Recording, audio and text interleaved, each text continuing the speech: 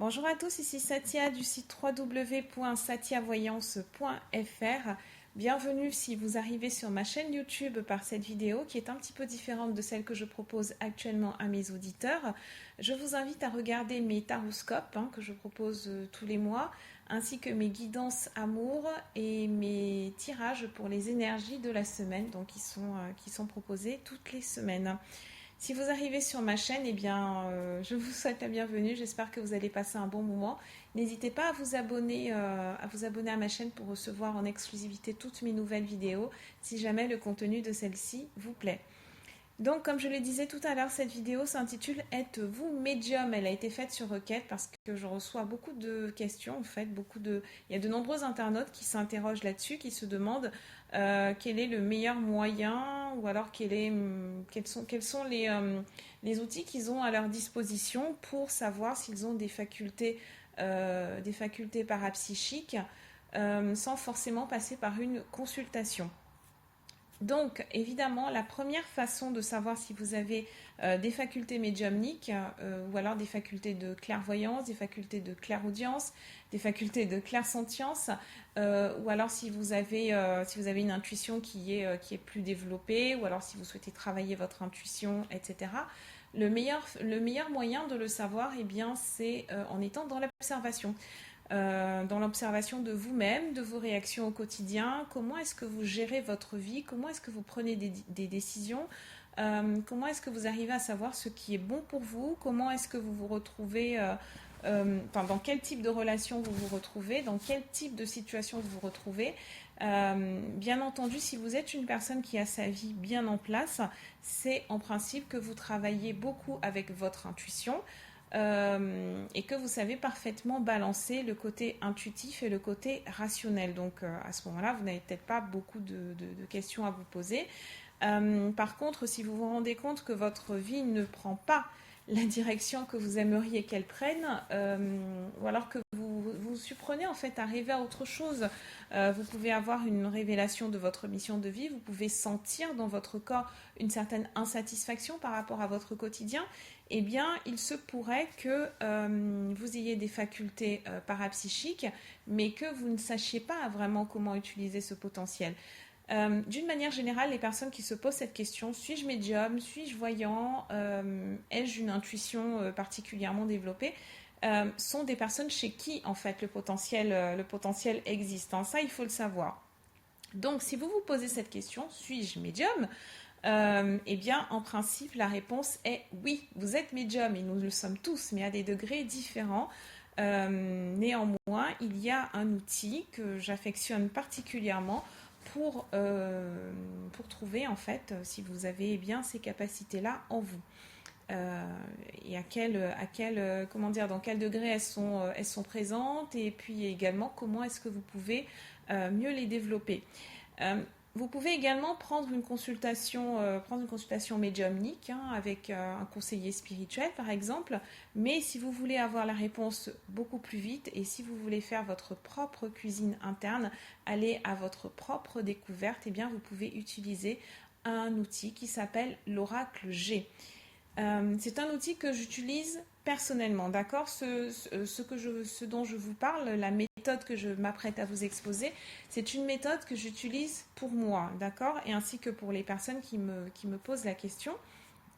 Ça ne signifie pas que ce soit une vérité absolue, c'est simplement quelque chose qui marche très bien pour moi et que j'aime beaucoup conseiller aux personnes qui me posent la question, qui m'en font la demande. Donc, il vous faut un oracle G, tout simplement. Il existe d'autres supports divinatoires qui peuvent vous donner la réponse, mais l'avantage, je trouve, avec l'oracle G, c'est que c'est un support qui est très intuitif, qui est très facile à interpréter, très facile à comprendre. Ce n'est pas tout à fait comme le tarot de Marseille qui demande d'avoir une connaissance qui soit quand même supérieure par rapport aux arcanes. Et donc cet oracle me semble quand même beaucoup plus accessible, que vous soyez débutant, intermédiaire ou expert. Vous pouvez faire ce tirage et puis vous obtiendrez au moins les premiers éléments de réponse.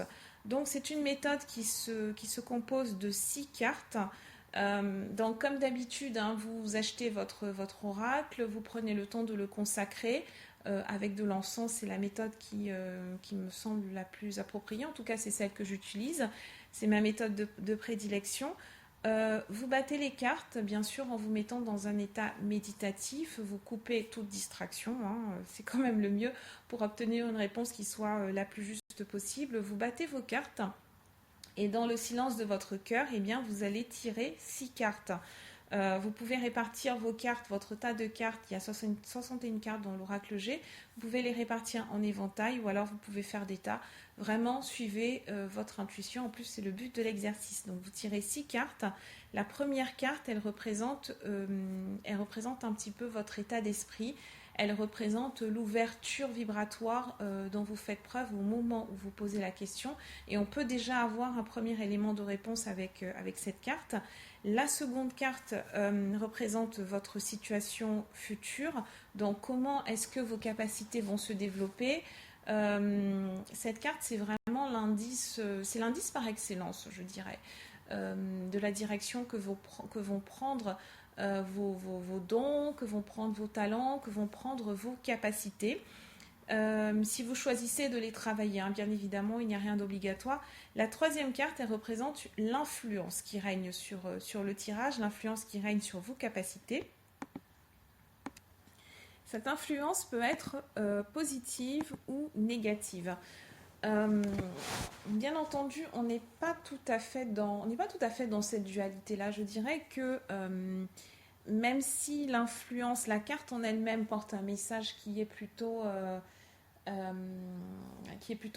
polarité, on va dire négative, ça signifie surtout que c'est un blocage que vous devez surmonter, ou alors que vous avez la possibilité de surmonter, selon la direction que vous voulez prendre. C'est qui et c'est une carte qui est extrêmement précieuse dans ce tirage, parce qu'elle vous montre ce que vous devez travailler en vous, ce que vous devez travailler dans votre environnement, pour pouvoir passer à l'étape supérieure, qui est bien sûr d'acquérir une pleine possession de vos capacités médiumniques ou alors de vos capacités de voyance.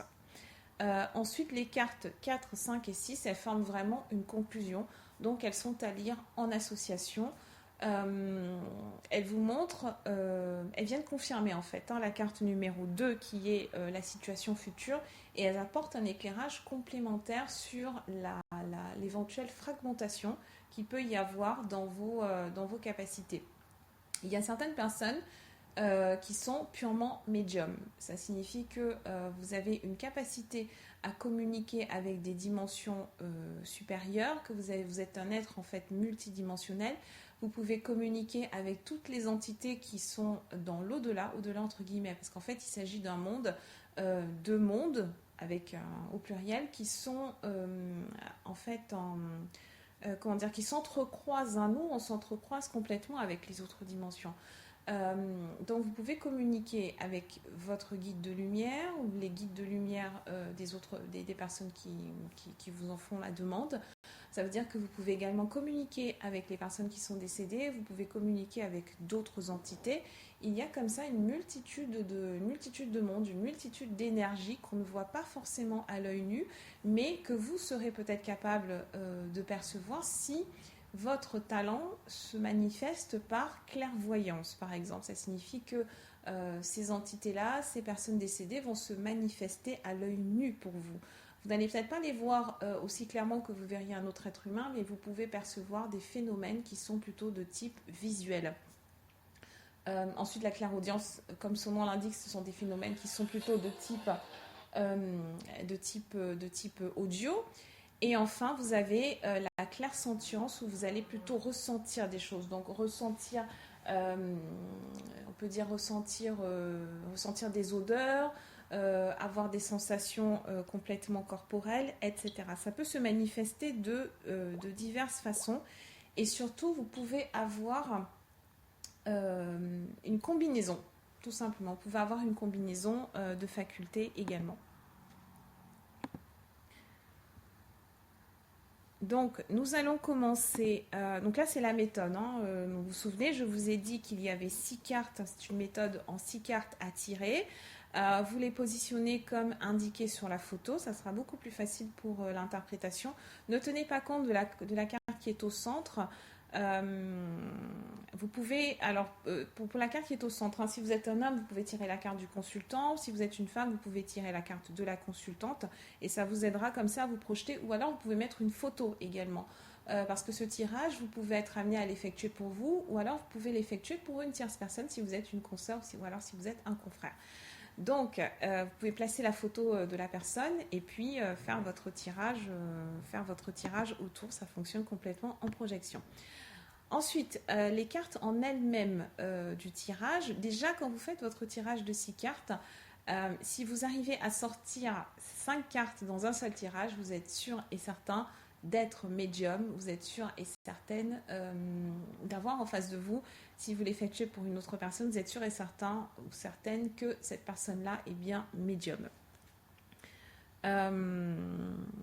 Et si vous tirez, en fait c'est selon la proportion de cartes que vous allez tirer, que vous pouvez évaluer le degré de médiumnité ou alors le degré de capacité parapsychique, on va dire en général, d'une personne.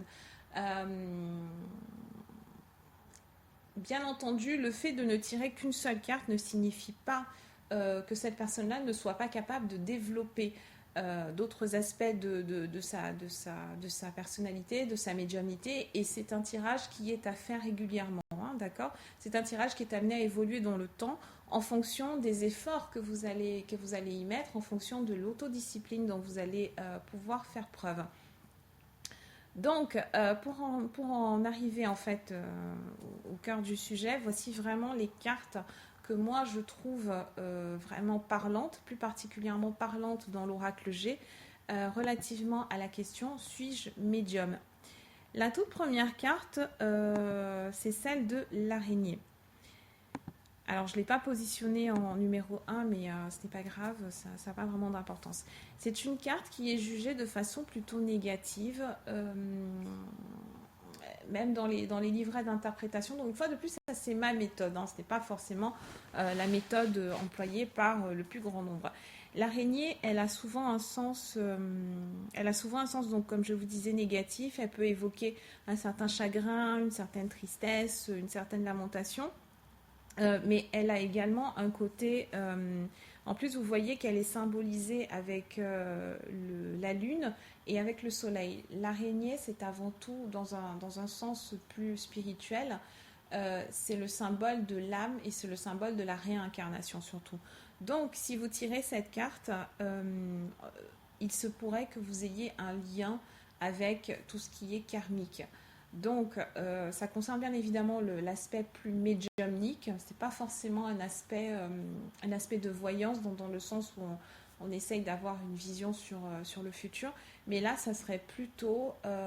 donc, quand moi je tire cette carte, j'ai la vibration, j'ai la sensibilité d'une personne qui est plutôt dans la réincarnation, dans l'interprétation des vies karmiques.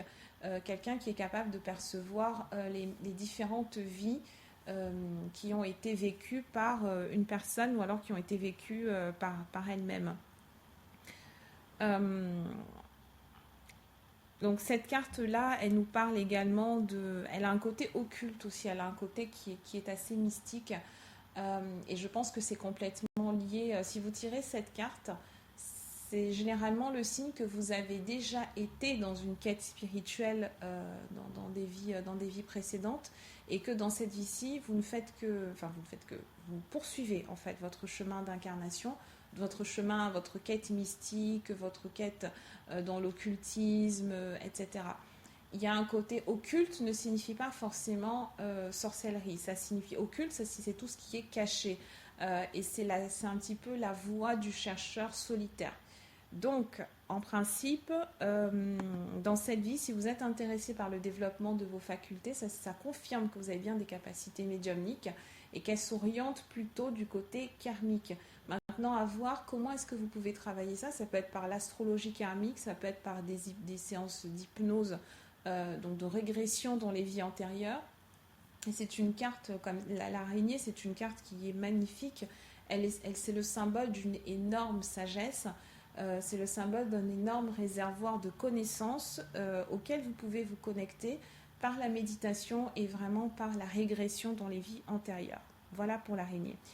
Ensuite, pour le symbole de l'étoile, l'étoile, c'est l'étoile à 5 branches, c'est clairement le symbole de l'occultisme, c'est le symbole de la... Là, on est clairement dans la magie, qu'elle soit blanche ou noire, ça peu importe, il n'y a qu'une seule magie, en tout cas à mon sens. Et ce qu'on en fait après, c'est une question d'intention, et c'est l'intention qui, c'est l'intention qui détermine la couleur d'une action hein, en particulier. Donc cette étoile à 5 branches, il est clair que si vous la tirez, c'est que vous êtes attiré par le côté, vous êtes attiré par l'autre monde, vous êtes attiré par le côté, alors c'est de la médiumnité, c'est du contact avec d'autres entités, pas nécessairement du côté des personnes qui sont décédées, mais peut-être plus du côté des guides de lumière, du côté des différentes entités, des différents esprits, des élémentaux, de tout ce monde parallèle qui peut vous aider à avoir une influence au quotidien. Comment influencer votre vie quotidienne, comment influencer la vie quotidienne des personnes qui sont autour. C'est également une carte qui est celle des magnétiseurs, parce que les magnétiseurs communiquent avec un autre monde, qui est notre plan, qui est le plan vibratoire, qui est le plan des énergies, qui est le plan sensible. Et donc, l'étoile à 5 branches, elle peut également les symboliser. C'est une carte qui représente les rituels, qui représente donc les rituels magiques, les rituels occultes, les rituels, les rituels ésotériques. C'est également une carte de protection. Et également, bien évidemment, la bonne étoile qui nous dit que vous êtes quand même protégé. C'est pour ça qu'elle m'évoque beaucoup les guides de lumière. Ça veut dire que vous avez bien entendu, vous pouvez en faire ce que vous voulez. La connexion, elle est là.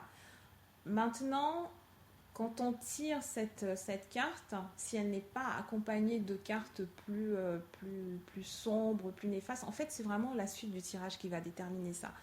Et si vous faites ce tirage pour vous-même, que vous avez l'étoile dans une position qui est favorable, donc toutes les positions sauf la carte numéro 3, mais que tout le reste de votre tirage évoque la stérilité ou alors évoque des connotations plutôt négatives, ça signifie que vous allez utiliser votre connexion, en tout cas vous êtes sur cette pente-là, mais peut-être pour exercer votre contrôle sur d'autres personnes, ce qui est fortement répréhensible, bien évidemment. Il faut quand même avoir il faut avoir une conscience, d'accord ? Il faut être prêt ensuite à assumer les responsabilités de chacun des actes que vous allez accomplir, hein. Surtout en magie, on n'a pas forcément droit à l'erreur, il faut bien vous renseigner, il faut faire ça dans des conditions extrêmement sécurisées et être bien entendu prêt. Comme je vous dis, hein, tout est... ce qui est en haut est en bas, donc il y a toujours des conséquences, il y aura toujours un prix à payer. Il faut bien y réfléchir. Hein. C'est vraiment le reste du tirage qui va vous donner plus d'indications sur l'impact de cette étoile. Ensuite, nous allons passer au soleil, hein, parce que le soleil, eh bien, c'est vraiment la carte des clairvoyants. C'est la carte des personnes qui sont... alors, c'est la carte des clairvoyants, c'est également la carte de tous ceux qui travaillent en loi d'attraction. C'est une carte qui est pleine de légèreté. Vous voyez qu'on a la corde d'abondance aussi qui est juste en dessous. Tout ce qui est lumière est extrêmement favorisé avec cette carte. Donc si vous tirez cette carte pour vous, en principe, ça signifie que vous êtes capable de voir dans l'avenir. On est plus dans une notion de voyance, hein, que ce soit par clairvoyance, clairaudience, clairsentience. On est complètement dans cette phase-là. Donc cette carte, elle est quand même très parlante, très précise, très lumineuse, comme je vous ai dit, très solaire. Donc, eh bien, le soleil, je pense que je ne vois pas trop quoi. Je vais pas rajouter plus de choses parce que c'est quand même, elle est quand même très claire. Et bien entendu, alors si vous tirez le soleil avec l'araignée, ça signifie que vous avez les deux. Comme je crois que je l'ai dit précédemment, mais bien entendu, si vous tirez les 5 cartes, il n'y a absolument aucun doute hein, que cette personne-là est quelqu'un de très doué, qui a un énorme potentiel, qu'on est capable de communiquer sur vraiment absolument tous les plans de conscience. Il n'y a plus d'espace, il n'y a plus de temps. On est dans un... Vous êtes face à une personne qui est quand même très douée, ou alors vous êtes très doué si vous tirez pour vous. Si vous avez le soleil et l'araignée, c'est que vous êtes face à une personne qui est à la fois médium et à la fois voyante. Donc là aussi, on a une vision du temps et de l'espace qui sont un petit peu, comment dire, et ça n'existe pas vraiment, d'accord? Donc la meilleure façon de travailler ensuite sera indiquée par le reste du tirage et également par votre intuition. Si vous vous sentez de... Tout le reste n'est qu'outil, d'accord? Et après, il faut tester chacun des outils pour voir ce qui résonne le plus par rapport à vous, ce qui est le plus efficace. Dans votre façon de travailler. Ensuite, nous allons passer à la colombe. La colombe, c'est une carte qui est absolument magnifique. Elle évoque bien sûr la paix, la sérénité, l'harmonie, le calme, tout ce qui est apaisant. Et c'est la carte c'est une carte qui représente aussi le Saint-Esprit. Et donc cette carte-là, en tout cas moi, c'est comme ça que c'est comme ça que je la vois, c'est comme ça que je la ressens, c'est comme ça que je l'interprète. Et le Saint-Esprit, c'est que vous avez une personne qui est, bien entendu, une personne qui est très dans l'empathie, une personne qui est également aussi très télépathe, aussi bien en réception qu'en émission. Ce sont des gens qui sont capables de faire des guérisons. Pour moi, la colombe, elle a une forte connotation de guérison. On a affaire à quelqu'un qui est capable de lire dans les auras, quelqu'un qui est capable de magnétiser aussi, mais à un niveau vraiment très profond, très puissant de guérison. C'est également la carte des psychologues, éventuellement de tout ce qui est guérison, mais intégré, quoi, qui comprend plusieurs disciplines. Si vous tirez cette carte-là pour vous, c'est que vous avez probablement déjà une vie. En tirant cette carte, vous devriez déjà être à un certain niveau vibratoire. Ça signifie que dans votre vie quotidienne, vous devriez, dans le meilleur des cas, vous devriez être dans une forme d'alimentation qui soit bio. Ça veut dire que vous êtes déjà dans le respect de la vie. Il y a certaines choses que vous ne faites pas parce que c'est complètement contraire à votre ressenti, même sans savoir que vous êtes canal. Il y a des choses qui se font automatiquement si vous tirez cette carte. Vous ne pouvez pas tirer cette carte et mener une vie qui soit complètement à l'opposé du respect d'autrui, du respect d'un certain équilibre. Et il est très probable que vous intéressiez déjà aux thérapies alternatives de guérison, à la médecine alternative, bref, tout ce qui est amélioration du bien-être quotidien de façon parallèle et de façon complètement respectueuse de l'équilibre humain. C'est une carte qui est très élevée vibratoirement. Donc voilà, plus côté guérison. Et vous devriez avoir une harmonie. Si vous êtes dans une vie qui est plutôt chaotique au moment où vous tirez cette carte, bien entendu, ça dépend même quelle que soit sa position, même en numéro 3, ça signifie qu'il est temps vraiment de tout revoir de A à Z et qu'en faisant ça, vous allez enfin vous sentir en harmonie avec vous-même. Vous allez enfin avoir ce déclic qui va vous dire ça y est, je suis à la maison, je suis arrivée, je suis enfin dans un ancrage par rapport à moi-même.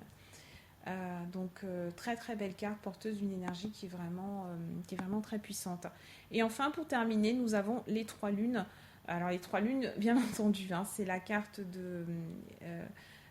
les 3 lunes, c'est le cycle complet, on va dire, hein, de la lune. Donc là aussi, c'est quelqu'un qui combine les 3. Hein. C'est quelqu'un qui combine la médium, enfin les deux, la médiumnité et la clairvoyance. Il y a une notion de travail de nuit aussi dans cette notion de travail de nuit dans cette carte. On a une notion de quelqu'un qui a peut-être un rythme de vie qui est différent. Peut-être que vous l'avez déjà. Si vous tirez cette carte pour vous, il se pourrait que vous soyez une personne qui soit plus créative la nuit.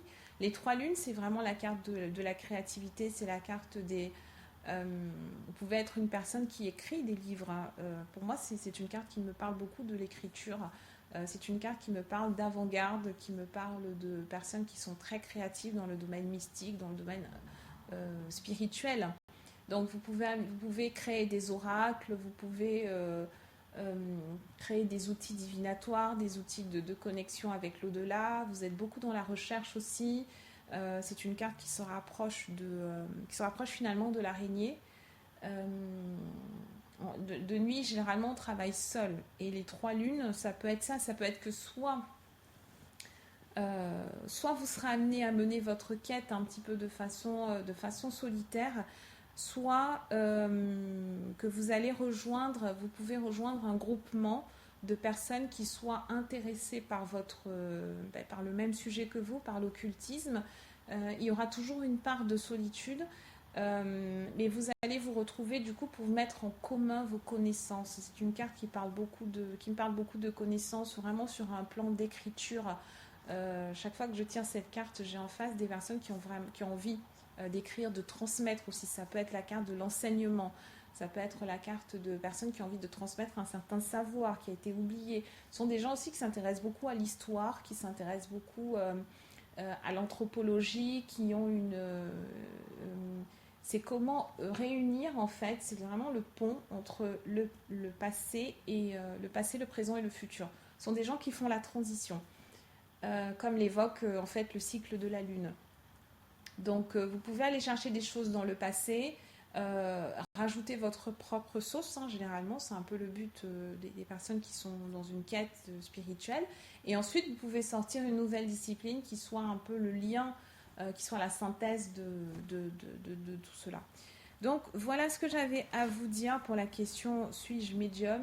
Êtes-vous médium? N'hésitez pas à poster vos commentaires hein, dans la section juste en dessous de la vidéo. Dites-moi également si vous avez d'autres cartes hein, du même oracle ou alors si vous avez votre propre méthode pour savoir si une personne a des facultés parapsychiques ou alors si vous-même vous en avez. N'hésitez pas, c'est ça aussi qui est important. Poursuivez la discussion, d'accord? On poursuit l'échange et puis c'est comme ça qu'on arrive à s'enrichir mutuellement.